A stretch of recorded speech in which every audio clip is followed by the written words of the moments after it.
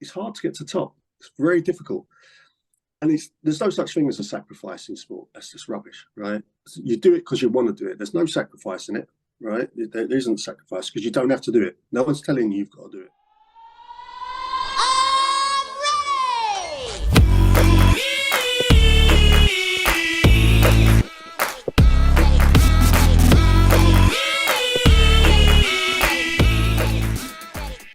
Welcome to Ballers Brew, the world's hottest sports podcast.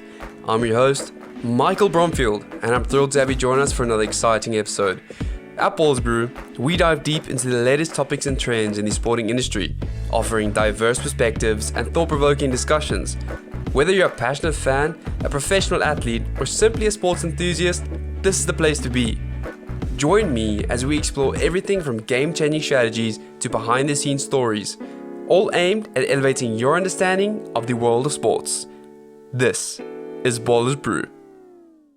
Today, we have an incredible guest, Matt Yates, a former Olympian and Commonwealth Games medalist. Matt made his mark as a sub 4-minute miler, but his impact goes far beyond his own achievements. As the founder of the Run Yard and an Adidas coaching consultant, Matt is redefining how athletes train, focusing on making running both fun and performance-driven for every level.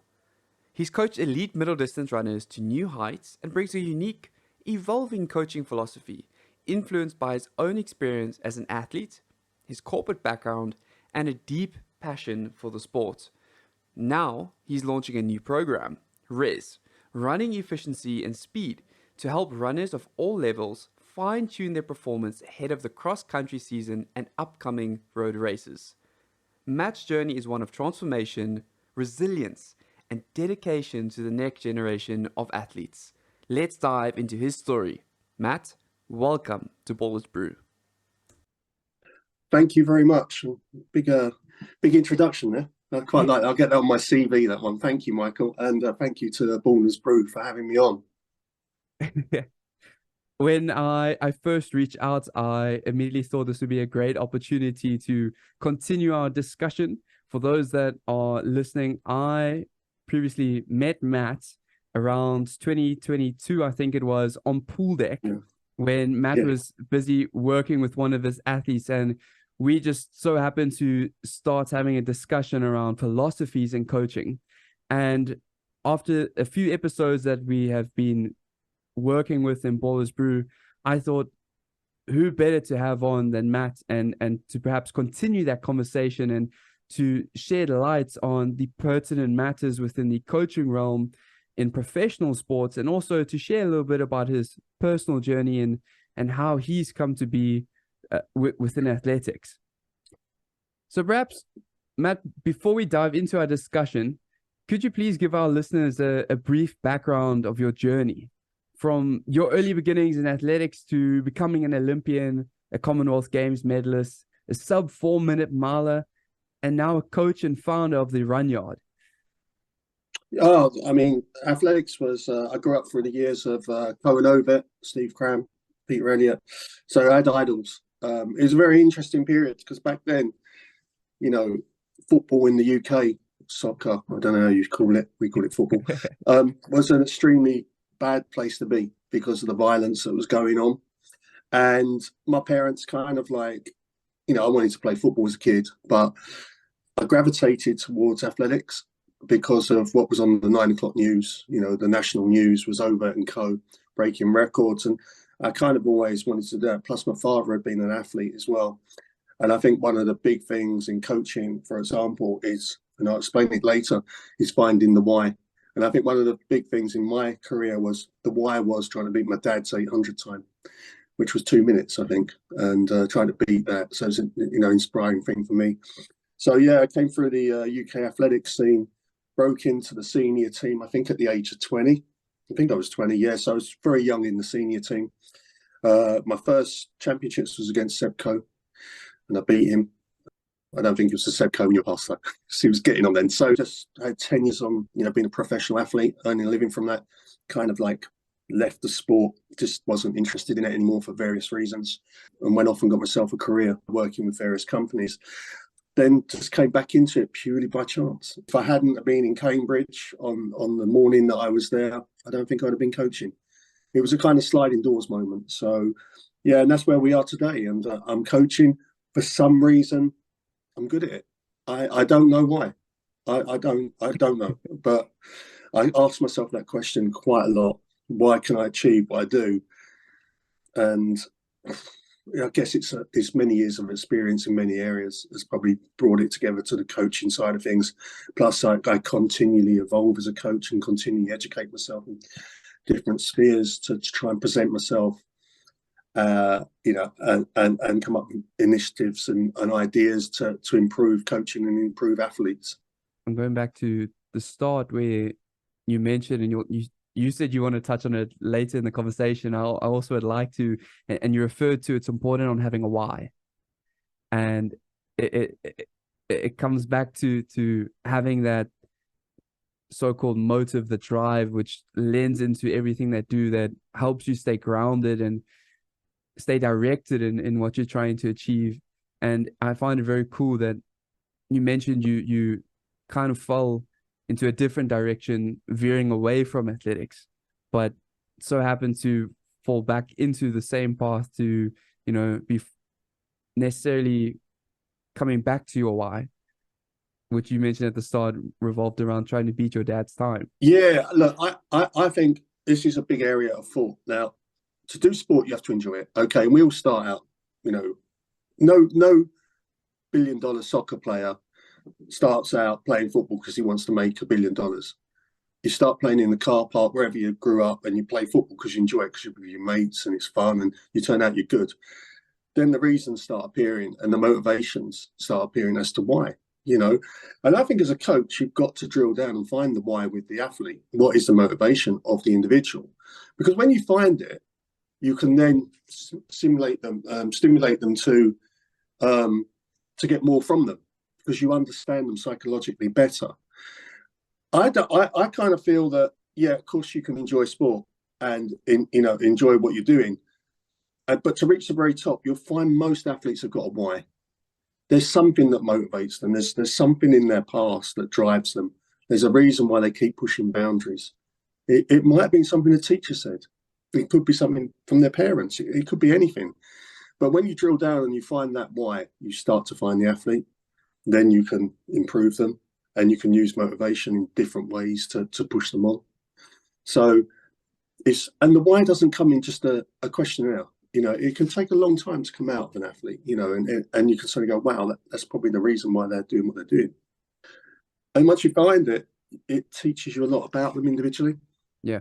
And it makes them easier to work with and to get them going, and, like I say, sport, we all do it because, fundamentally we enjoy it, whether you're running around the block or kicking a ball or playing tennis against a wall, whatever it was, you enjoy it.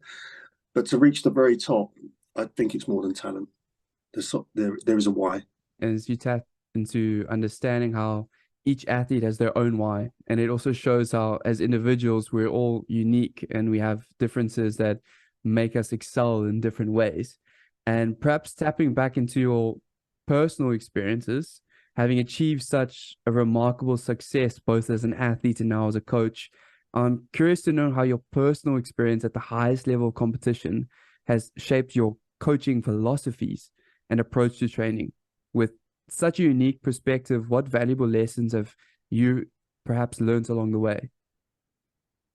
I think what happened was I wasn't.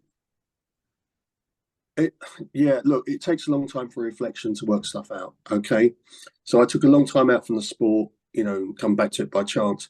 But in that time, there was a lot of reflection of why did I do certain things, and why didn't certain things work. And the older I got, the more mature I got to understand them. It's kind of like counsel myself to understand certain things. So I knew I didn't like to do certain training, but it was just done that way. You didn't no coach would turn around and say, well, we're going to change it to this, because mentally you can't adjust and perform in the training session because I suffer from dyslexia, for example, and I have certain focus problems. So I kind of knowing that as I got older, suddenly thought, okay, I used to hate doing long work on the track. I hated it. I just wanted to run fast, right? But without doing the long work, you can't really be successful. And what I needed to do was break it down and work out a new way to do it. But I didn't understand that then. I understand that now. So I bring those ideas towards my coaching now. So certain athletes, I break down work for them to get the most from them. I'm still getting the same effect, but they are doing what they don't like, and they're doing it without knowing it. And that's come from experience of and recollection and working stuff out over the last 15 odd years. So yeah, I mean, like, you just go back and you regress and learn about those experiences when you were training. And I was very fortunate. I worked with great coaches, and I still talk to one of them quite often about ideas. And I take bits of all of them and try and apply them. And one of my coaches there, and he's dead now. His wife lives down in Stellenbosch, Julie Longdon, and he basically presented my first ask why question, and I didn't know at the time what it meant. And he basically ripped up the traditional manual of coaching, and you must do 3 sessions a week. You must do this long run. And he was like, well, you can do 2 sessions a day. Why can't you? Oh, because that's not what people do. So you should be like everyone else and carry on the status quo and be normal, No, you've got to challenge it. You've got to push it on. And he presented that to me, and like, I didn't know that message until probably 15 odd years on. I didn't work it out. I didn't understand it. But I understand it now. And I've used that and I've applied that to my training philosophies. When you're drawing back from experience, and there's a commonality in between those like training methodologies, and I think being an athlete and reflecting back, there's always those moments of, I don't enjoy this, but I know I need to do it. And it's in those times of you have to be consistent. You have to put in the hours of, okay, I need to get up. I need to grind. I need to stay motivated. And I think I saw a quote on someone on social media. I think it was Elliot Chipoche, who said something along the lines of, it's what separates like the world-class athletes from being mediocre, but it's even at a world-class athlete getting up at 5 a.m. to go and train. It's not easy, and it's trying to stay grounded to do that. And it's cool how you mentioned the fact in terms of not having to stay within the traditional bounds of coaching, but allowing yourself to formulate your own perspectives on how you can modernize perhaps an approach that's adapted for your athletes through still sticking in those traditional importance variables. Yeah, you see, look, fundamentally, like the physiological training of people, it doesn't really change the base levels. But the art is when you start creating the individual elements to getting them competition ready. But the foundation of fitness is much and much. The VO2 maxes, lactate, blah, blah, blah, right? It's much and much. But you've got sometimes athletes are individual. They don't want to do certain things. And sometimes they don't do it because they don't want to. And they don't tell you that. And then you're guessing. So the big thing is like, for us, is to find that, and how can we make sure they do the work? How can we bring them in? And the really, really big thing is making it fun. And one thing I was taught, when you are after a session, after a training hour or whatever, the coach should be, they're going to address negative issues with you in that session. They're not all going to be 100% of the sessions, right? There's going to be something in it that isn't very good, right? And you need to discuss it, or else you can't move on. But the big thing is always leaving a positive in that conversation, because you want them to come back for more. So it's really key to, positively reinforce the good things, but also encourage the not so good things in the performance levels and try to increase them the best way that you can. And for me, like that post-session feedback, I always ask athletes how they feel. I always try and get feedback, so I've got to improve as well. So I always ask for feedback. I always talk to them, during the session. I'm working out what's going on. Sometimes they change the sessions, but I'm always psychologically working with them for a session. And that, I learned a lot of that from football, like pro football. So, how do you, address and work with people psychologically? Now, one of the really big things, and you mentioned that, I think, about the athlete you were talking about. One of the big things in sports people is the very best ones are very selfish. They're just very selfish people, and that's not a problem, because it's hard to get to the top. It's very difficult, and there's no such thing as a sacrifice in sport. That's just rubbish, right? You do it because you want to do it. There's no sacrifice in it, right? There isn't sacrifice because you don't have to do it. No one's telling you you've got to do it, right? So, the more selfish the athlete, often the better they are. But you still don't want selfishness to impact on certain behaviours where they're rude, for example. And I'm really keen that anyone I work with always is respectful to everyone around them. They can be the most selfish person in the world. I haven't got a problem with that. It's great. But I'm always insist that they're respectful of their training partners, the officials, everything, because I feel that's a very important trait within people. I think it's, something that, I've learned in a way, but I'm always insist on those behaviours. When we're in Stellenbosch, we always make sure that the ground staff get looked after, because they go out their way to help us, to enable us to train, And that might be popping along on a Saturday before they go off for their braai and making sure there's a tray of beers for them, just to say thanks, because it's a big deal, Yeah. But like I say, the more selfish the athlete, the more likely you are going to have a top performer. So that's like Kipchoge is very interesting to talk about his environment that he works in and the way that they all work together. It's very interesting with their coach, Patrick Sang. It's almost like a political ideal, how they work. It's quite interesting. But like I say, selfish is part of the talent trait that you're looking for in sports people. Mm. They just have it. They just have an edge. You go and speak to any top sports person, there's a little edge to them that says their greatness is that element of selfishness. Whoa. Hey, Ballers Nation. Quick break from the action. Thanks for tuning into Ballers Brew. If you dig our fresh take on sports, please rate, review, or share the podcast. It only takes a moment, but it makes a huge difference. Thanks for the support. Something I'm taking away, and I think it maybe comes back to the coach's perspective or the management's, and it's a part of fostering community. And you have to form relationships with your athletes. And as you said, you get the athletes who are selfish, but you don't want them to be rude. And through fostering a community, you're trying to instill values within your athletes to create a culture which sets an environment, as you said, that is fun for the athletes. And through doing so, you're building a connection with your athletes that in turn helps them want to perform because they want to show up at the end of the day. They want to partake. They want to be the best that they can be through what is being provided for them. And perhaps to take it back to your own environment, the run yard, the community you founded, has garnered much attention for its emphasis on fostering a supportive and inclusive environment for runners of all levels. Building such a community that not only cultivates performance, but also prioritizes mental and emotional well-being is a commendable feat. Could you provide our listeners with some insights into the steps you've taken to create and nurture this kind of environment?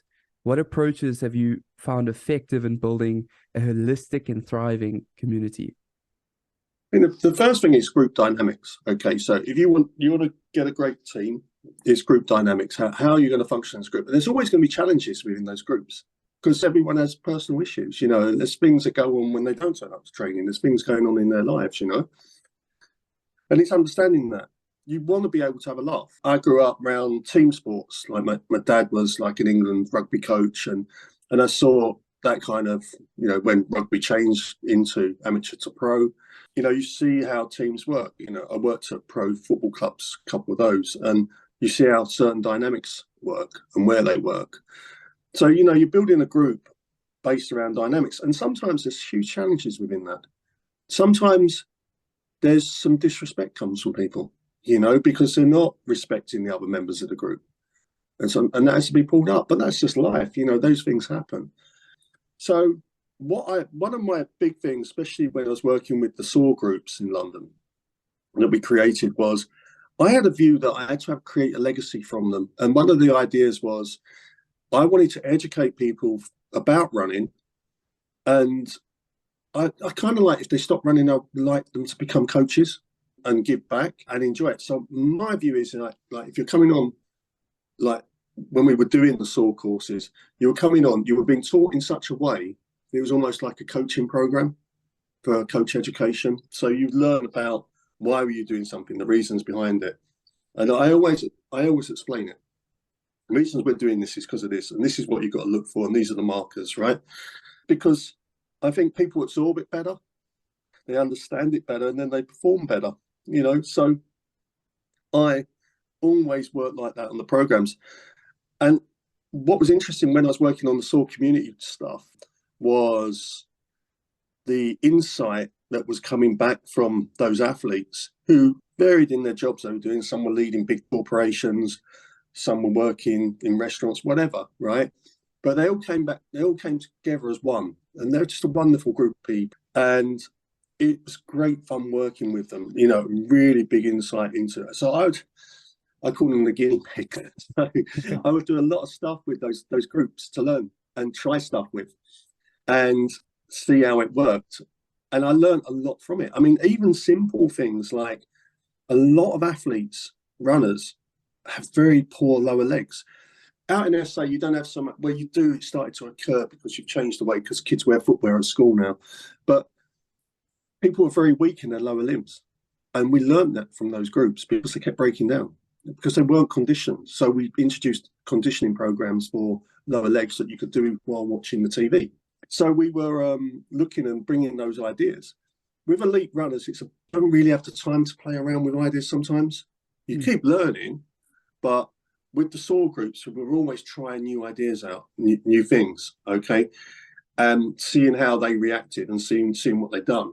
And so they brought that, and then it converted itself over towards the elite side of what we were doing as well.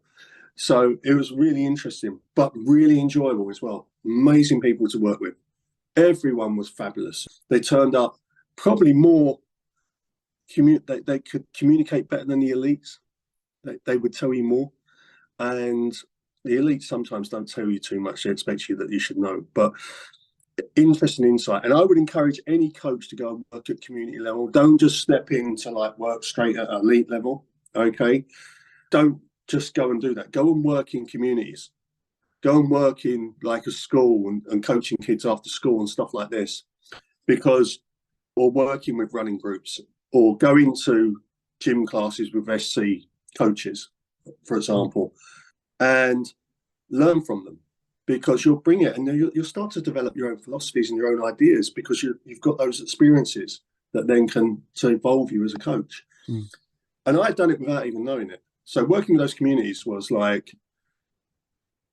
actually wanted to try and change running and the way it was done from a coaching perspective. And I wanted to change it. I just wanted to make it more fun. I wanted to make it more accessible. But by doing it, it actually improved me as a coach. I actually learned so much more. I learned about lifestyle management with guys. I learned about the psychology and the importance of running in their mental health and well-being. So without that, I kind of just stuck on the normal line of just going and doing elite coaching, which I stepped straight into, by the way. That's the first thing I ever done. I don't think I could have evolved to the coach that I am today. And I'm evolving. It's like the new program that we're planning for September. That's come from watching certain training groups. I don't think they're doing it right. I think we can teach people to run better, more efficiently, and enjoy speed as well. Because when you have speed, you can do most things. So to develop that program week by week, and in turn, it will probably evolve and then go towards the elite side of things as well. It's a great opportunity for me as well as for the athletes. First thing that came to my mind, being in the athlete perspective, you often are told, especially when you're working within groups, and I think it's a common saying, it's you need to listen to hear and not listen to respond.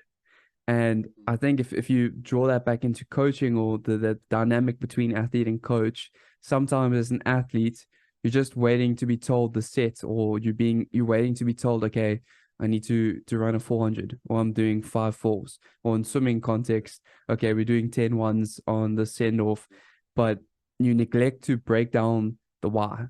And that's why we started this conversation with the just cause as to what are we doing, how are we going to achieve it, and why is that relevant to the end goal in the moment now.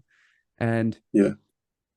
it makes me think of, there's a British swimming coach, his name's James Gibson, and he worked with an athlete, I don't know if you've heard of him, Benjamin Proud, and they put a statement out, I think, and he specializes in the 50-meter freestyle, and they would break down the race where they are working week by week on the very small technicalities, but at a very, very slow pace.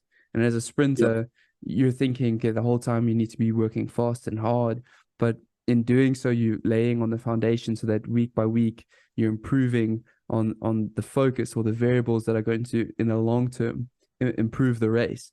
And similarly, you mentioned when you were running the SOAR course, you weren't working with elite athletes. And in the sense that often, if you're looking in the eyes of an artist, and again, you have an end goal or an objective or something you're trying to learn or you're trying to master, but it's an ongoing process, you often need to step back, because sometimes working too up close, you may miss something or neglect something.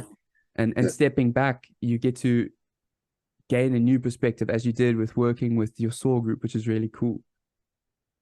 Yeah, you do. Look, it's interesting what you say about the sprinter in the pool. For the 800, via feedback and working, like a guy, Jamie Webb, 1:44.0, he's run for 800. You know, he's probably one of our more successful 800-meter runners, right? The medals he's won and stuff. But Jamie's a PhD student. I think intelligence comes a lot into talent as well, by the way, something I'm learning about. You know, you do need intelligence. You know, I'm not saying you've got to have a PhD, because David Beckham is intelligent in his own way. He knows where that ball's going and he knows how that's going to happen, right? So it's that intelligence. Like, you study the 800, and I have views about how the 800 works. I know the key points in it, and that's from feedback working, like talking with Jamie, for example, because mathematically you're working out positions and you're going through data. See, and funny enough, they played today. I think they drew 2-2 with Spurs, Brentford. I spent 5 years working in the group with Matthew Benham, who owns Brentford. Brentford are based on the Moneyball idea. So there was a lot of mathematicians working there. So, you know, that brought me a completely new insight into how to use maths. I was talking to Nick Bordeaux about this actually the other day, the Australian coach for the Melbourne Track Club, coached a number of the top athletes. And we were talking about how if athletics had more money, we could probably design programs to really work out the efficient ways to run certain events through numbers, you know. So we were looking at that, same as like soccer does. So you're looking at breaking down the ways to do things, and that's not smashing it out all the time, because sometimes you've got to walk through it. And that comes down to, like, for example, I learned what we call it walkthroughs. Well, we call it a run through. It's normally about 2 or 3 days before a competition. And I learned that from professional football. So 2 days before a big match, you do a walkthrough, and you work on your set piece, positioning, and you play, but you often just walk the positions to learn them. So then it gets neuro-programmed into the athlete, the sports person. And I kind of brought that across, and I'll walk around the track with athletes and work out, okay, this is what we need to have here. This is the apex here. This is what point we need to segment this to. We need this time here. If it's outside that, we need to achieve that there. And it's almost like an F1 approach to how do you do something. And I don't think people do that, especially not in the middle distances. They just run. Right, I might be overcomplicating stuff. I could be, but it works. It does work. The results show that. So you only learn those things. So it's really exciting. So when we met, for example, so I have to say this, So just to give you an insight of learning, okay? So when we met at the pool, the water polo players are in, obviously. Yeah. And I was watching them train, and the guy that coaches them there. So I always watch coaches coach, because you learn a lot by standing and watching coaches coach, right? And I watched him, he was coaching I think it was the girls team were in there. So they were doing some work and some conditioning work in the pool. And I was like, because obviously when you met me, I was doing conditioning work, bringing rehab back on one of the athletes. So I was working in the pool, which is great, Stellenbosch, because you're out in the sun, so it's quite pleasant, right? Yeah. So it's nice. But like, and I was watching, so he'd done this session, it was really, like, I'm sitting there and going, this is interesting. Like, what's he doing that for? And they were getting weighted balls and then holding them in the air and then running underneath it. And I'm like, oh, wow, like, I can actually bring this to what we're trying to do for the rehab work. And it's really challenging as well, and it's quite fun. Because I spoke to the coach, said, why do you do this? And he explained it all to me. I was like, wow. We got some of the athletes in the pool afterwards. I said, right, we've got these balls. I want you to try this. And they were like, oh, it'll be easy. I was thinking, because they weren't strong enough to hold it up. But it presented a new idea of training, and it was quite fun as well. Because when you start bringing in stuff like things to throw around and chase, it takes us back to being a kid. You know, when we had fun, when we were doing sport, you know, that's what we do. And by being at the side of that pool that day, I learned a whole new way to probably bring in work for rehabbing and offloading in the swimming pool with athletes. If I hadn't been there and observed that coach, I wouldn't have known. So, yeah, that gives you a bit of an insight into that area. It's very fascinating. Something I'm taking away now, and it's like there's two sides of the coin. On the one side, what's very pertinent within the sporting world, especially in today's day and age, where there are so many new nuances with technological age and how they can assist players and coaches, is using data and variables to improve performance. And through the use of sports science, you may find ways to gain an edge within various sporting codes on how you can improve the end goal, or perhaps trying to improve training habits, or trying to touch upon technique, like you mentioned with your walkthroughs, which I think is a very unique perspective that you're applying into the 800 or the 400. But on the flip of the coin, it's still in training, you also need the childlike mindset, trying to find the balance of technicality and fun and enjoyment, and trying to apply a new perspective that isn't always repetitive, so that you don't get caught up in doing the same thing over and over again. Yeah, that's a skill thing. You know, like I got taught cricket when I was like, I think 9 at county level, and I can still move the same batting moves as I was taught back then, because they programmed us just constantly repetitive drive through, you know, defensive shot, whatever, right? So, and I can still do it because I was taught at the right age to do it. Okay, I was neuro-programmed. I get it. I still get the moves through. You know, I understand it. But do you know what? In athletics, they don't teach that stuff. This is the idea of the program I want to try and run in September. Is I want to bring in that childhood fun, as well as programming them to become more efficient. And that's not learned from track and field, you know. That's learned from other sports. So that's why it's important that, you know, for example, when I'm over in Stellenbosch, I go and watch the university rugby guys coach. I'll watch the swimming guys coach and the water polo, and I'll go in the gym and see what the guys are doing in there. I just observe. You know, sometimes it doesn't bring anything. But there are moments like when you walk in and you suddenly see that potential rehabilitation program using from the water polo guys, and you can bring it across. But that's not taught in coaching courses. So I'm not going to see it unless I'm observing. So it's very key to go and observe. And I think they do a lot in football. You go away and you can go and watch like Barcelona train and stuff like that. It's interesting. But I always try and observe. And I was taught that from a very young age. You'll learn more in the warm-up area than you will from the races, for example. And I was always taught to watch the warm-ups. You can tell a lot about people in a warm-up. And I was taught that from a young age. And I kind of forgot it until I come back into coaching. So observation is a really big thing. And don't be scared to ask questions. Most coaches are quite pleased to answer stuff. And I'm very fortunate. I talked to some amazing coaches about stuff. And just ask them, you know. I was out with Lance Brownman, who coached Noah Lyles about 2 weeks ago. We're having a drink, and I was talking to him about stuff. He's very inspirational to me, that guy, because I've observed him training in Florida, for example, and I'm like, Lance, why are you doing that? And he explaining to me why he's doing this. It also, his group dynamics. He wants it to be a happy place, but he also wants it a place of 100% work. He's also high on making group dynamics function really well, because it can have an impact on people's performance otherwise, you know. But you just go off and observe it and you learn it. You don't always like get something, but do you know what? If you observed 100 sessions and you got one thing, it's amazing. That's what it's about. You often get more than one. So in the world of sports, or just in the world today, the power of networking and how being able to contact other coaches or looking at the coaching regimes within different sporting codes, there's so much information you can take away if you're open-minded to it, and if you're willing to apply a perspective to enhance your coaching methodologies through external information. And perhaps a good segue, in today's fast-paced and highly competitive sporting landscape, the role of a coach has evolved significantly. Beyond just physical training, coaches now play a crucial role in the mental and tactical development of their athletes. As someone with extensive experience, how do you approach the holistic development of your athletes? How do you balance nurturing their mental and emotional well-being while helping them excel in their respective disciplines?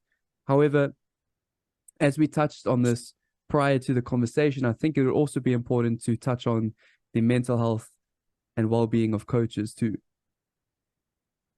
Yeah, I mean, the first thing is, look, communication's key. Okay, if you can't have honest dialogue with an athlete, you're not going to find out if there's a problem at home. You're not going to find out, especially the youngsters. You know, I was chatting to got a coach here in London, coached a lot of the kids. Some of them don't get meals in the morning, you know, and they'll turn up to training. They're from poor families. You see it in SA and, you know, everywhere around the world you see it. They're turning up to training without efficient fuel. You can only guess them. You could tell, oh, they might be unwell, but no, the truth is probably that. But if they tell you that, you can work a solution, right? So honest dialogue, communication, okay? It's very important that you teach behaviors. And one of the big things that I really believe in, and I kind of like looking at it as myself, was when I was an athlete growing up. I think the sport gave me an awful lot. It gave me some really good behaviors and sometimes not so good ones, but you learn it, right? So I kind of like always want to think that one of our jobs as coaches is not just track and field. What can we do to deliver that person? Because track and field isn't going to make you a multimillionaire. There's one or two that people can retire afterwards, right? One or two. But you're going to have to work a career afterwards. So how can you build yourself using that short athletic career, probably 5 years worth? I mean, I got 10, but, you know, they tend to be 4 or 5 years at pro level, and take it and use it to grow yourself holistically, to grow yourself onto future work. Because when you actually look at the percentage of what is your athletics career, in average life, it probably represents like 15%. It's not a lot, okay? But it can also be something that shapes you going forward. So I think with the right coaching elements, you can really develop athletes to go on to do good things. And it's no coincidence that a lot of top class athletes, you know, reach national level and international level, actually do very well in business. They do. A lot of boards are filled with ex-athletes. They are. And I think it's because what they learn through the sport, and then it drives them on in business afterwards. So as a coach, one of your big jobs is to see beyond a training session, to see beyond the race, and to see where those people are going to be in time. So a lot of our guys, you know, guys that we've worked with, and we've only been involved in this like 6 years, I think now, something like 7 years. A lot of them have gone on to create really good businesses or go well in work. I'm not saying they all have, but most have. You know, the huge percentage have gone on to do quite well after athletics. And we're probably more proud of that than you know, what they've achieved in the sport. Because you're making great human beings. And making great human beings is a really big deal. And that comes from the behaviours in how you're presenting in training and, you know, working with someone. But you need great communication, because you need to find out there's something not right. you can't be guessing, but they've also got to be in a position to be able to tell you and trust you to tell you. I think when I started out, when I started out coaching, I thought, oh, it has to be quite regimented, it has to be this. And I think I've softened over the years to my approach, because I think you've had to, because the way that the environment and the landscape is changing in coaching, and it is changing. So, you continually evolve, and like you say, you evolve your philosophies of training as well and performance. It was interesting, that conversation we had earlier, and you asked how I was. Athletes generally don't ask how you are. No one does, generally. The other half might, but, So mental health well-being is it's just not looked at in coaching, because you're meant to be a leader, so you're meant to be big and you're not meant to have a problem. And I know when I walk through the gates to training, I have to put on a show. I can't bring the problems I've had in the afternoon to training. I can't discuss them, right? I have to bring someone that's going to be motivational and leadership to that training session and be good around the guys and be that. But I think in coaching right now, no one is approaching the mental health well-being of coaches. And I think you're starting to see coaches just drop out. There's nothing long-term to it. They just say one day, that's it, I'm not doing it anymore. And we lose coaches, and coaches are so important. Great coaches and all levels are really important to society, because sports are a big part of society. So a great coach can really do a lot for society with the people that are under their guidance. But unless we start to look at mental health of coaches and start to look at that, it's really important. Now, I was out last night, and I was out with one of the West Ham Football Club board members, and I said, how do you deal with life? Do you get abused when you're out because they know who you are? The team's doing bad. He said, yeah, you have to deal with it. I said, but how do you actually mentally feel about that? How do you feel? Does it get to you? He went, yeah, sometimes it does, but no one ever asks if it does or not. We're human beings as well, and the stress and pressure on us guys is really big, and we're not offered any help at all. None. I remember I come back from Oregon last year and I was just burnt out. Come back from Oregon, and then we had European Championships in Munich. And I'm like, I phoned up, well, it wasn't head coach and Stephen Maguire, and I'm like, Steve, I've had enough. I need to have a break. I just can't deal with this anymore. It's just got too much. And he was like, yeah. And he's like, there isn't any help for us out there. So I just knew instinctively I probably had to have a month away from it all, because it just become too much, because it's so much, there's so much high pressure involved, and the travel and everything that goes on. But like I say, there aren't many athletes that ask, how are you? It doesn't happen. And it'd be nice if athletes had a bit of education to go and ask that, and to have an interest in their coach and those people supporting them.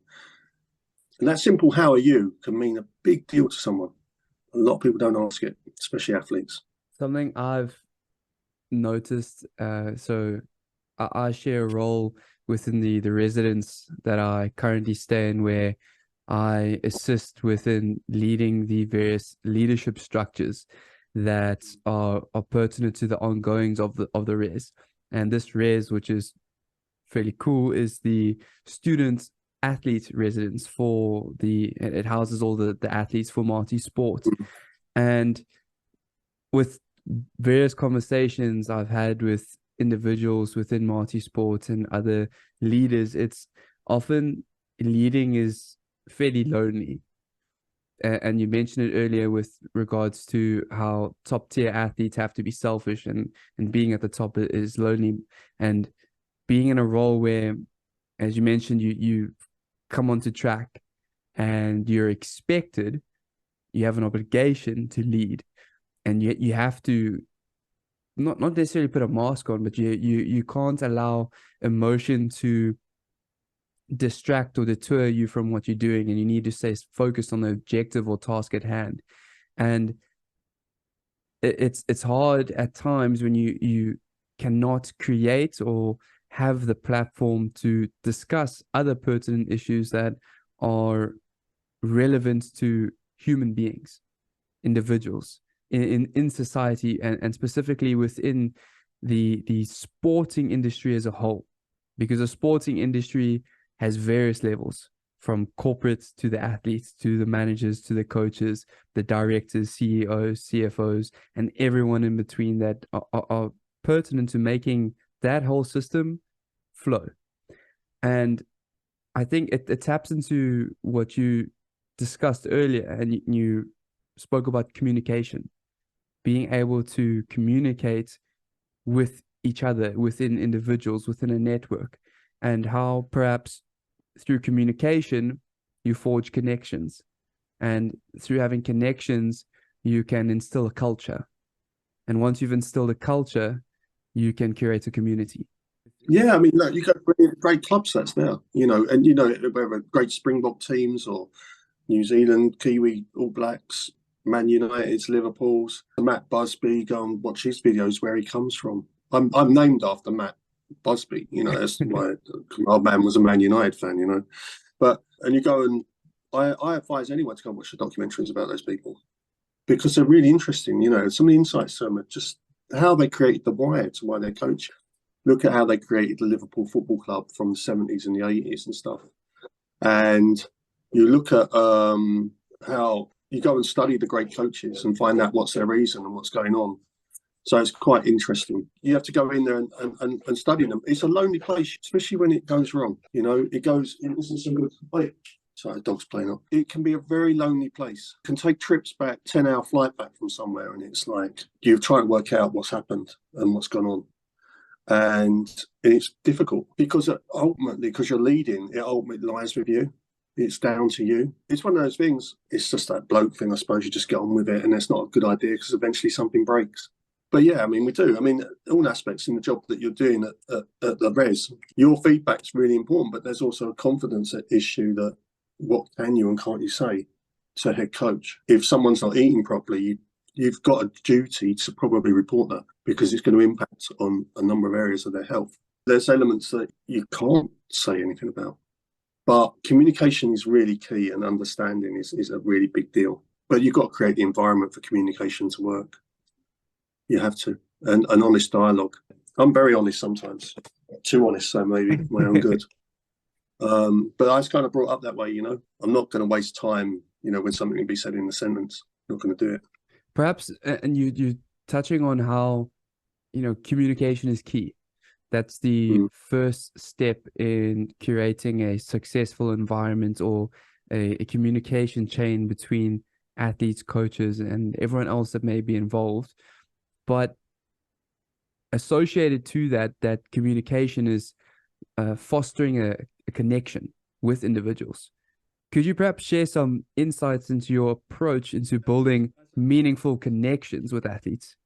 That's a really good question. I talked to an NCAA coach about this only this week, about connection and how do you know if something's going to work or not? Because sometimes you can't work with everyone, you know that. My personality doesn't work with certain people. It doesn't, right? It just doesn't. Okay. And it's taken me a long time to realize that. Me as a person, me as a coach, can't work with certain people. And that's the way it is. I have to realize that, because you can't take everyone on. Do you know what I mean? You can't work with everyone. And sometimes, and I think me now, I'm kind of like, I've learned enough to learn elements I can work with and what I can't work with. And I have to be quite tough on myself to turn around and say, no, it's not going to work. You need to find someone else. So, and that's what I do. So I have kind of like evolved that over my coaching period to learn, can I or can't I? And I have to be quite brutally honest sometimes to say, no, it's not going to work. I mean, I happened with an athlete last year, a world-class athlete, just wasn't working. Wasn't enjoying it. Didn't enjoy working with them anymore. Became very trying. The dynamics weren't right for whatever reason. It was a pain to turn up to training. It just wasn't fun. And don't forget, I'll go out of my way. I'm coaching these people. And I want to have fun myself. Yeah, understand that. I want to enjoy the session as well. I want to enjoy it. I want something positive to come from that I can go back and smile about. And I was getting to the point where this athlete was like, I just didn't enjoy it. It just wasn't fun.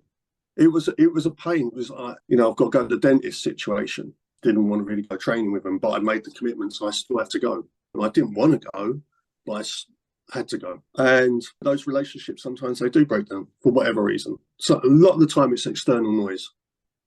A lot of the time it's external noise causes problems, believe me, right? Very interesting. The Dele Alli stuff that's just come out. I don't know if you're familiar with that. He's actually come out and said he was abused as a kid and stuff like that. It's quite interesting. But he also had a lot of problems when he got to a point. One of the most incredible footballers I've seen play. The balance, everything. He was like Zidane, right? It's just amazing footballer. And I watched him a few times over at Spurs, and he was just wonderful. But it all went wrong. Now we know why now, because of the abuse that happened. And he obviously didn't feel he was in a place where he could share those issues. But Pochettino said to a friend of mine, I was talking about Dele Alli and about being this incredible player. And he said, Poch just says too many voices in his head. Now, maybe he didn't know at the time that this was the situation. And why should he? But he had identified there was a problem, okay? But he didn't really know, so I don't know how he... And you've got to be there with athletes, and sometimes you've got to have that honest dialogue to build that they're in a space that they can discuss this stuff if they want to. Or you can send them to someone to chat, a psychologist or whatever it is, counsellor, to have that conversation, because you just don't find out otherwise. And if you're not finding out those really key areas, they're just not going to perform. They're not. You've got to go and look that little bit deeper. I think in any environment that you're placed in, and you're referring to how you got to a point where you needed to step back, and also perhaps within athletes, within maybe their various sporting codes, and any area of leadership or work, but it's staying true to yourself and staying true to your principles and values and your philosophies and your why. And it's what we touched on earlier. And yeah, I think it's hard. You mentioned the Dele Alli situation, and I had read up on it. I haven't gone into too much depth, but I am aware of the context of the situation. And I can imagine, or I can't imagine how difficult it is to stay focused or remain in your lane when there is all that external noise. And in today's day and age within sports, where perhaps it's viewed as more as a entertainment industry for the viewers that are online or for those that are in attendance, it's literally this media noise, interviews, those that are in the crowd, external comments, and it's having to block that all out. Social media is terrible, mate. So social media is a killer. Social media kills people, And it's sad to see, because it can alter the course or trajectory of someone's success.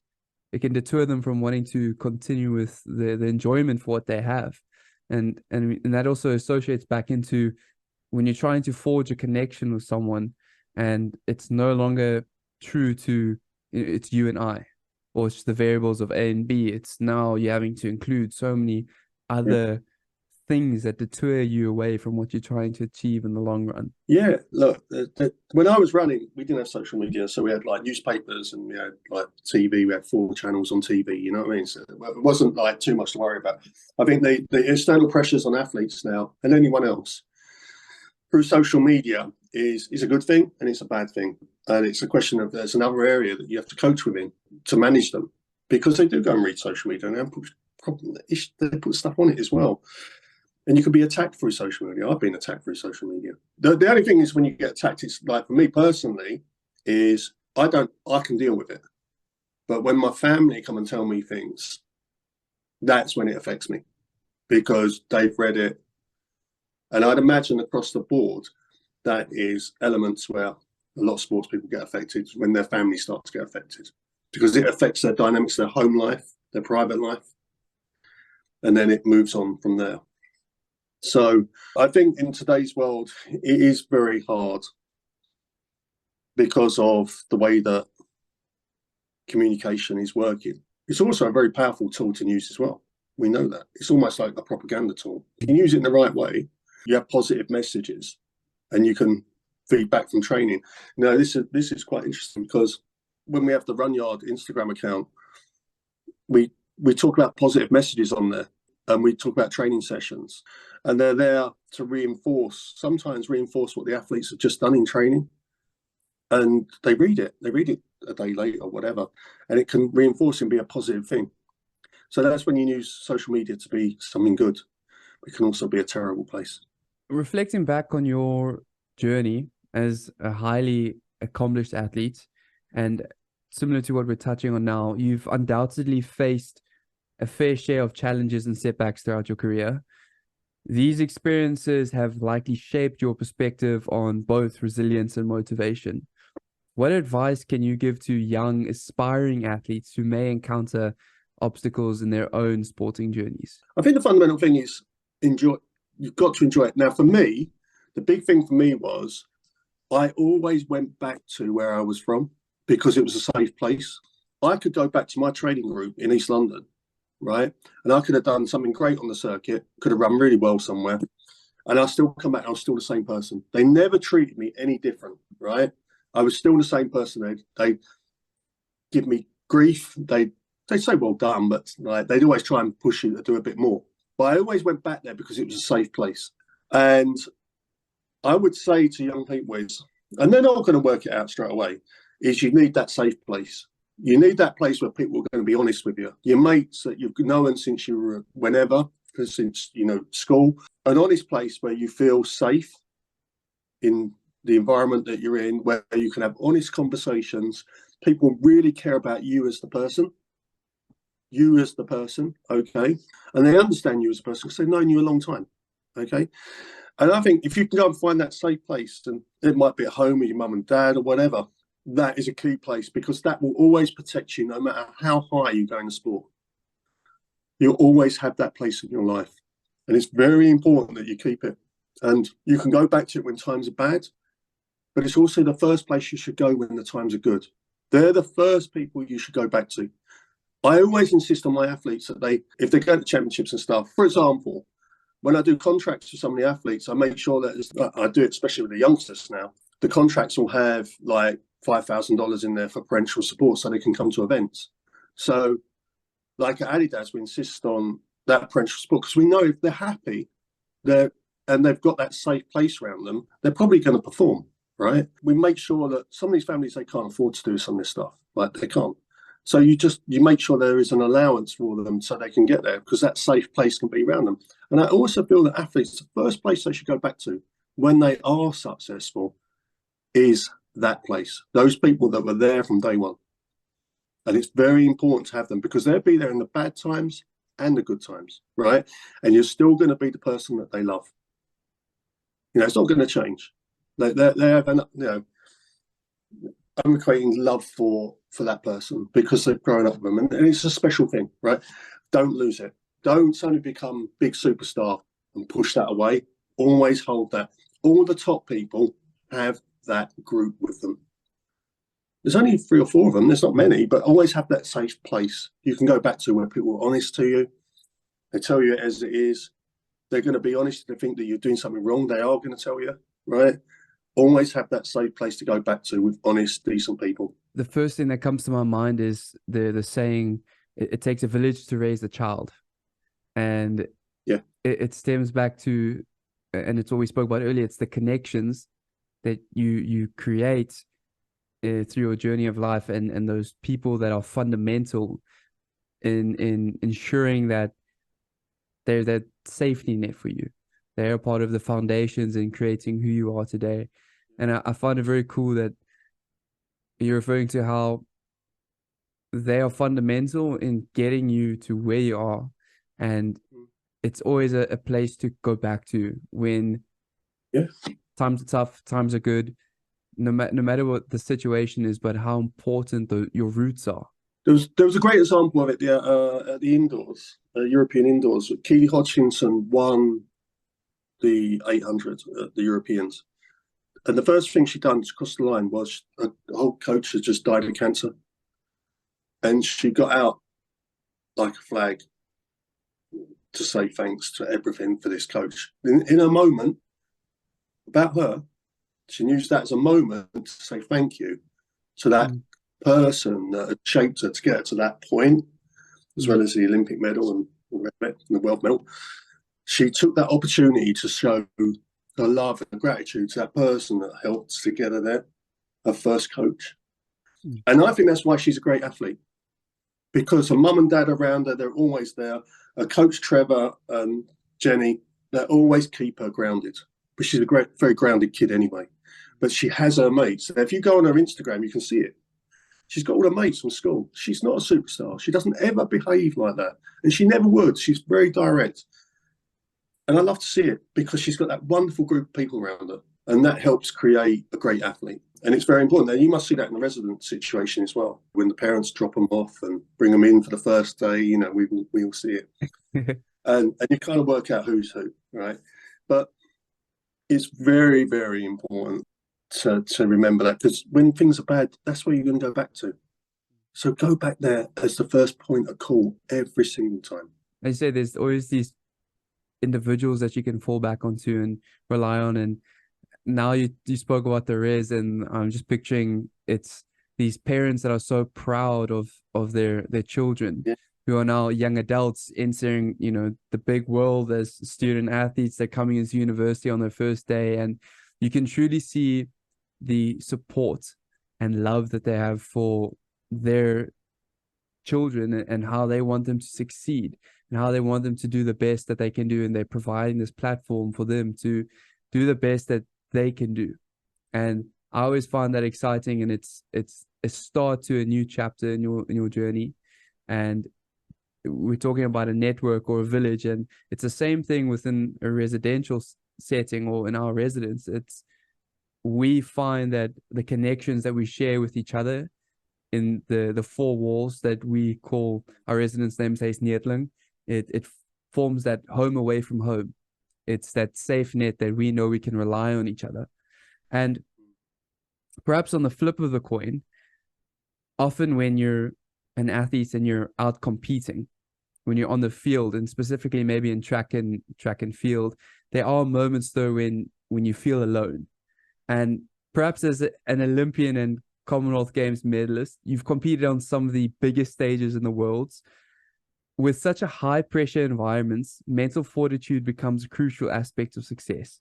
Could you share with us some of the mental strategies or techniques you utilize to perform at the best under immense pressure? Well, as an athlete, probably talking to the wrong person about that as an athlete. But as a coach, my view is this, and I'm always straight to athletes. Like, you know, I turn around and go, right, probability of something happening here is going to be this. This is what you're going to achieve, and I'm really honest with them, right? I just say it as it is, right? But I'll turn around to them and go, I can't do any more for you. Now you've got to go out and do it. You are absolutely 100% right where you need to be. I can't change one thing in your program. I wouldn't change one thing in your program. It is what it is, and I'm happy. But I can't run the race for you. You're going to have to run it. It's down to you now. When you compete, we are with you. Psychologically, we are in them when they compete, because we've done all the work. You know, whether they're a footballer, rugby player, whatever, we are participating with them. We're just physically not doing it, but we are with them when they're doing it, and we feel those emotions. We go through them all. I'm probably get a bit more emotional about it than they do, to be honest with you. They look at me like, you can only take them to the gun. That's it. The start line, the starting whistle. That's all you can do. And hopefully you've got them right, and you've got them prepared in the right way, so it's good. It's a shared journey between athlete and coach, and it stems back to the dynamic that you share with your team and your teammates, and how, as you said, you're going on that journey together. And when you step up to the blocks, or when you're on the starting line, it's having the faith in yourself, knowing that you've done everything you can up until that point. You've put faith in the program. There's trust with the coach, and you've done everything you can, and it's now up to you to run your race or swim your race. Yeah, you just got to know you're right. And you always are going to have doubts. Human beings have doubts. They just do. They always want.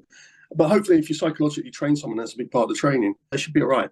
But they're still going to have doubts sometimes. And it's really important to acknowledge that. And sometimes it's that, coming back to the start of the conversation, the why.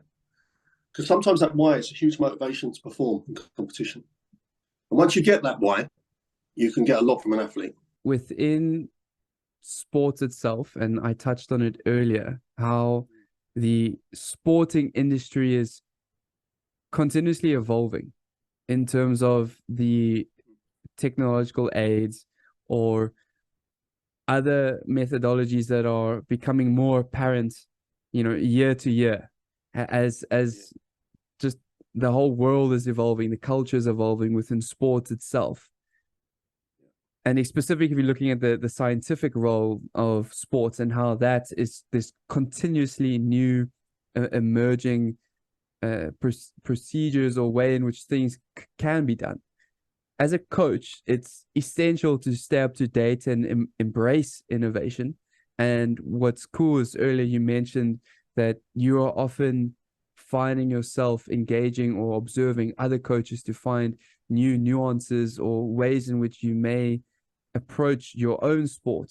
How do you navigate the ever-changing landscape and incorporate the latest developments into your coaching methodologies? I don't really, when I'm in process through season, I don't change anything probably till September and going into the new year. New Year normally starts on October the 1st. Sometimes September the 1st, October the 1st. And then I evolve it and bring it in. So constantly, year on year, the program changes because it evolves. Some things stay, some things go because of what you're learning. So I don't change it there and then. I will use it because you can't suddenly radically change something when you come into competition. Sometimes you can add certain things, but you can't radically change because it upsets the equilibrium of the program. So I will bring it in, write it down, bring it into the next part, and try and evolve it from there, and apply it to how I want to do it. So that's why I don't instantly do it, but some things you bring in gradually, some ideas. You tend to bring it in. So like year on year, if I go through my programs, have always been different because I'm constantly evolving. I'm constantly trying to improve. I don't turn around and say one size fits all and this is how it works and this is what you're going to do, because it doesn't work like that. I'm trying to make it different and improve with science and technology. I'm trying to improve all the time. 5 years ago, we want to talk about shoes for shoes. But shoes now have a huge impact, right? So with shoes, what came along with shoes was, and we're starting to see a big problem with it now, like a lot of injuries, because people aren't strong enough to wear the shoes. So we have to bring in a new S&C program to use the shoes and make them more effective, because they do have an impact on lower legs. And they're changing the pace of training. When do you use them? What ones do you use? All of this stuff comes into play. I mean, unfortunately, I see what's going to come in 2 years' time because of my position at Adidas. So I see what's going to happen. Before I'd done that, I didn't see that. I'd be guessing. So I knew about the Nike shoes in 2016. I knew about them then. And I was trying to see them up close and see what they were doing. And then they gradually come to where they are. Whereas swimming, they stopped it immediately with swimsuits. They weren't having it at all. They had the common sense to stop it. But it is what it is. And you have to go and embrace new technology. And that's a fact. Yeah. So it's out there. You've got to go and find it and see what's going on. Like Morton, for example, have introduced a new bicarbonate product to stop lactic buffer. Okay. The delivery of that product was always kind of like tough in the past, makes people sick. But they've worked a way to make that delivery through the gut.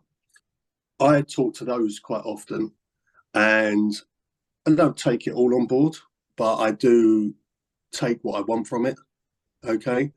And one of the things, I was out in Germany with them, and I said, guys, I've got this idea. I need a product to make a 3-hour training session good, because what happens is you get towards the last section of the training, it starts to flag, the quality starts to go. So how can I improve to try and keep that quality up, right? And they have a product to do that. And so I can keep it working and I can make better athletes. But that's like, I was fortunate that happened again by chance. It's like being at Stellenbosch swimming pool that time. I went along to a lecture when I was at Adidas HQ with them. They were presenting about some stuff. And I was like, yeah, this makes sense. And as it turned out, Ingebrigtsen was already doing it. So Jakob Ingebrigtsen had already started doing what I was thinking of doing. So I knew I was on the right lines when I heard that. But that happened by chance again from walking into that room. It was an opportunity and I took it. So, yeah, so like technology, you do have to be on top of it. They changed stuff for the World Championships. They changed the rules. I kind of knew about it, so I prepared all through the summer for the competition because they've changed the way that you qualify in some of the events. So I'm having to build athletes to qualify in a different way. It is different, right? So the strategies have to change. So I've had to adapt very quickly towards that and to work it out. And I'm going to have to, when I'm in Budapest next week, work on the strategies and the data for the heats and work out what's going to happen and how the athletes will qualify. You have to adapt really quickly sometimes, and you have to embrace technology. The thing with those shoes, for example, is a lot of the traditionalists, and I'm a bit of a traditionalist on certain things like that, we accept it now. And like we oppose, no one likes change. But you know what? You've got to embrace it because it ain't going away. So the quicker you embrace it, the better for you. It shows you how in today's ever-evolving world that it's important to be able to pivot.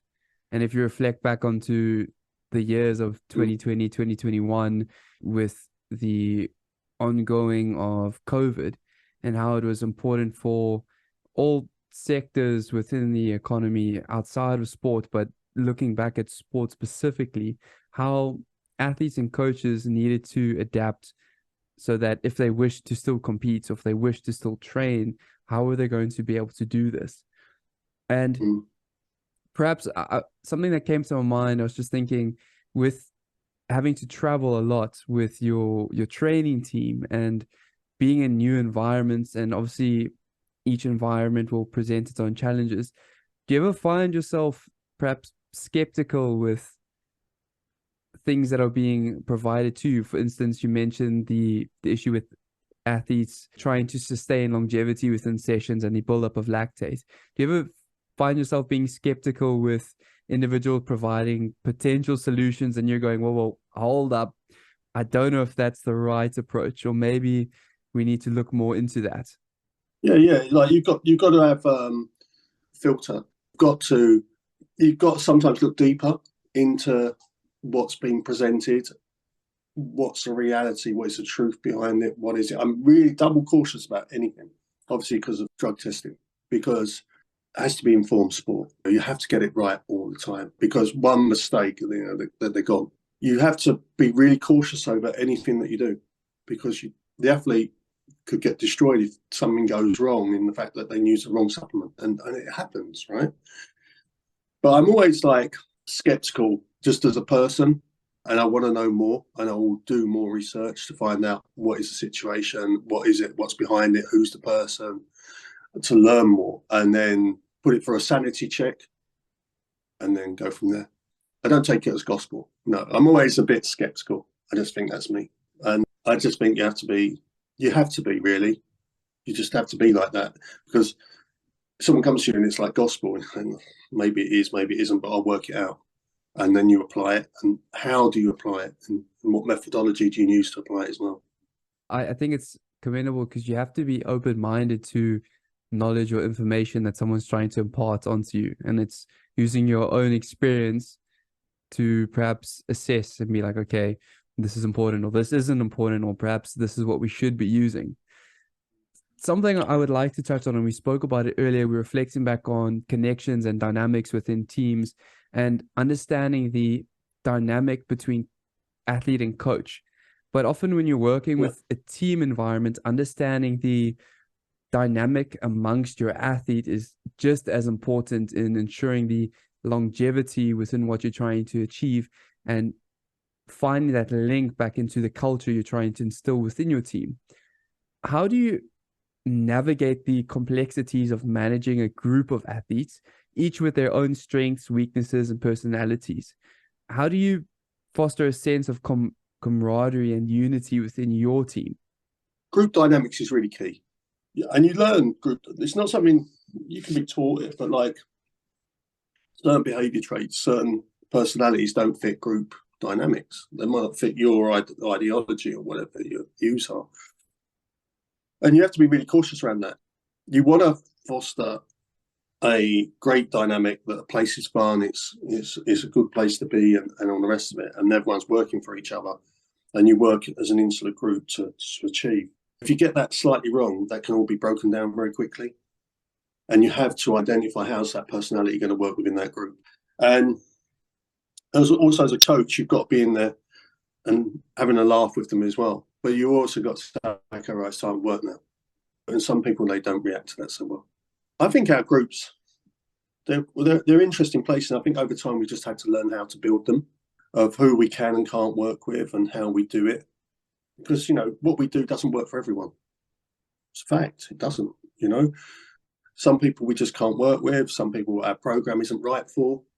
And if they don't buy into it, you're wasting your time anyway. If they don't buy into what you're trying to achieve, no point being there. You've got to tell them to go. Do you know what I mean? So that's what you've got to do. So like group dynamics is a real key area if you're working in, even though it's an individual sport. I would strongly advise coaches to go and research into group dynamics and psychological behaviours in groups. It's quite an interesting area of how they can work, hierarchies within groups and how they function together. Because by doing that, you create very successful places. And so go off and have a look at that psychology behind, almost a sociology, I guess, into how things function. I think there's a really good book on it about Ethiopian distance running. I can't remember who wrote it. It's basically an insight into cultures and society through sociology. I can't remember the term for that human study now. I'm sure you know. Yeah, and a really interesting book about how group dynamics work. How do the elders work within the group? How does the coaching work? How do the young understudies function in the group? And all of these things. It's very interesting. And it's this story, it's this book about Ethiopian distance running and this insight of how they function in their groups and how it's like this conveyor belt and how people move on through it. Because you do need a conveyor belt. You're going to have understudies, right? You're going to have a superstar, but you're going to have an understudy there because the superstar is going to end one day. So you need to start that conveyor belt pushing all the way through. And you have to have people within the group, almost like a Tour de France cycling team. So like speed or endurance. So when you're building your group, it's often built, and this is a fact, right? And it's a harsh fact. It's often built around the superstar. And then you have an understudy, you have a few understudies under them, and they'll be the ones who will then move on. And then you're creating this conveyor belt of talent that goes on. But you need supplementary training partners in to make it function. I'm reflecting back onto my own journey over the past year within my leadership team that I've been involved in within RES. And it's very true. You touched on, you need to establish buy-in, number one. And you can only have buy-in when individuals trust the process that you are trying to create for those that are involved. And I think taking it away from the perhaps athletic world, but just applying it in a leadership sense or any group dynamics, because that's what this focuses on, is understanding dynamics. And you often need to, when trying to instill culture, is you need to have a vision. You need to have a vision that's going to create longevity for what you're trying to achieve. And it comes back to the relation that you share with either the athletes or the athletes to athletes. And once you have a vision, you can instill a mission. And once you know how you're going to work towards that vision, you can then have your why. And that takes me back to, I'm pretty sure you've heard of an author called Simon Sinek. And Simon Sinek has the golden circle, which includes the why, what, and the how.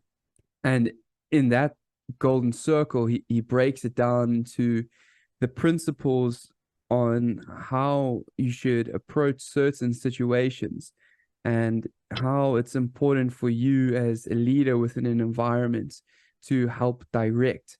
And when you have your why, you have your just cause. And your just cause associates to your vision. And your vision is grounded in your values and your philosophies and how you wish to acquire that success in your mission. And I mean, it correlates to rightfully so, what you mentioned within the Tour de France, where you have your pillion and you have your different team riders, you have your team captain, and how they're all there to fulfill different parts in the various stages to ensure the success of the leader, but most importantly, the team. One sec, where is it gone? Oh, one sec, I'll just show you something. So, like this book, Why Arguments Are Terrorists, but like Conflicted, How to Deal with Conflict.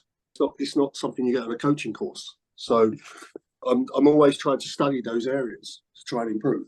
You go off to look in psychology books to see if there's anything of worth to you to apply. And that's really important. For me, I'm always going into places to look for information. Like this is a very good book. So this book here, this is Strategy by Lawrence Friedman. You get that when you go to military school. So when you go to academy, that's what you get. And basically, it's an insight into creating strategies through very serious situations, which is war. You need to go off and read those books as well to learn to create what we're talking about there in the environments and dynamics. And I think that's one thing that we need, people who are listening to this, is look out. Go out, look out to get answers, because they're not necessarily going to be on your coaching courses. Because if you read elsewhere, you'll learn very quickly. And that stems back to having an open mind and being willing to broaden your perspective as to various topics and how you can continue to learn. I think perhaps as we wrap up our conversation, I'd love to delve into the core motivation behind your work as a coach and founder.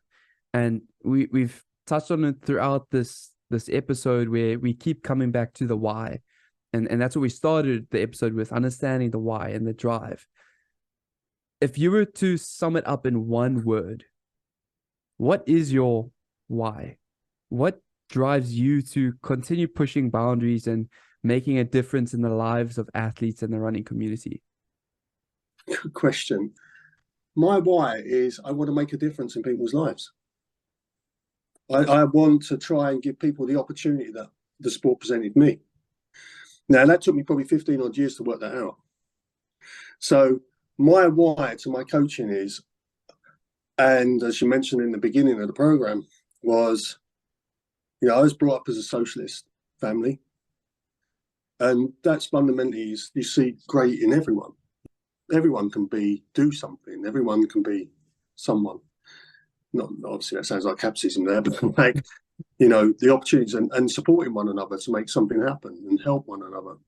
And I think that's always stayed with me. Not that I'm socialist probably anymore as I got older and political views change, but I think it stayed with me. And my why has always been, how can I help, from my experiences, from what I've learned, help guide people to enjoy their running, for example, for their fitness, for their mental health, blah, blah, blah. But also for young athletes, elite athletes, to really support them to do something and hopefully be a part of their life to be successful, okay? And to really create and give back something that I took a lot from. And I think that's the basis of my coaching, is about I'm giving back because of what it gave me. And I think at some point, Michael, and what's the interesting point, someday that will stop, because I would have felt I've done enough. At some point that might stop. So, but it's all about giving back and giving people opportunity, the same as I had, that changed my life, to give them chances and help them be successful within their lives as well, be that track and field or in business or just their lives, just be good in those. And I'd like to think that everything we do in our group, we create the future coaches. We just, really important to create great human beings, really important. I think a commonality within the sporting industry as a whole is that sport presents us as individuals and athletes with so many opportunities whilst we are involved within the sport. And I mean, those opportunities can be so diverse, but they help us develop as human beings and individuals. And when you have that opportunity to step away from the sport, and not step away from sport as a whole, but in terms of no longer being a competitor, you have the opportunity to give back, as you rightfully mentioned.